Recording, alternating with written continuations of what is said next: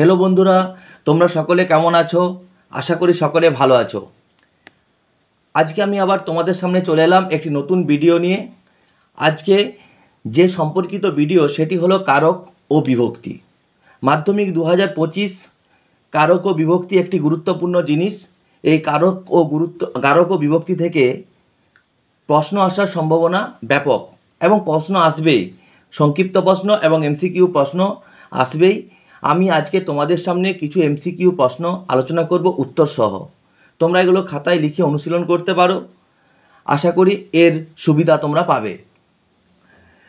প্রথম প্রশ্ন নিয়ে আমি আজকে আলোচনা করব। তার প্রথম প্রশ্নটি হলো কারক শব্দের অর্থ হলো, 1 নম্বর অপশান দেখো অন্বয়, 2 নম্বর হচ্ছে অব্যয়, 3 নম্বর হচ্ছে বিয়োজক আর 4 নম্বর হচ্ছে সংযোজক। আশা করি তোমরা এই উত্তরটি জানো, তবু আমি উত্তরটি তোমাদের সামনে বলে দিচ্ছি। প্রথম প্রশ্নের উত্তরটি হলো অন্বয়। 2 নম্বর প্রশ্নটি দেখো, অনুকার ধ্বনি থেকে জাত ধাতুকে বলে। অপশান আছে মৌলিক ধাতু, ক্ষয়ে আছে সিদ্ধ ধাতু, গয়ে আছে ধন্যাত্মক ধাতু, ক্ষয়ে আছে প্রযোজক ধাতু।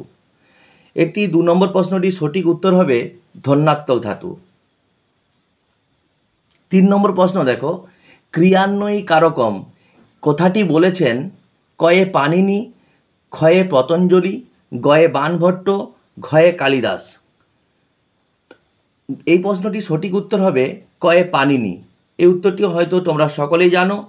তারপরের প্রশ্নটি দেখো, ক্রিয়ার সঙ্গে সম্পর্কযুক্ত হলো। কয়ের অপশান আছে কারক, ক্ষয়ে হচ্ছে অকারক, গয়ে হচ্ছে সমাপিকা ক্রিয়া, ঘয়ে হচ্ছে অসমাপিকা ক্রিয়া। তাহলে 4 নম্বর প্রশ্নের সঠিক উত্তর হবে কারক।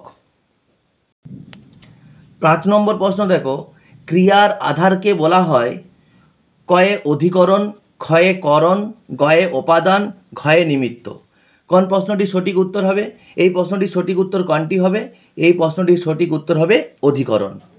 এই রকম প্রশ্ন উত্তরের ভিডিও পেতে তোমরা আমার এই পরীক্ষা প্রস্তুতি ইউটিউব চ্যানেলটিকে সাবস্ক্রাইব করে চ্যানেলটির পাশে থেকো।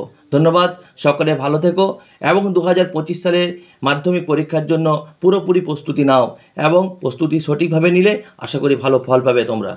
ধন্যবাদ।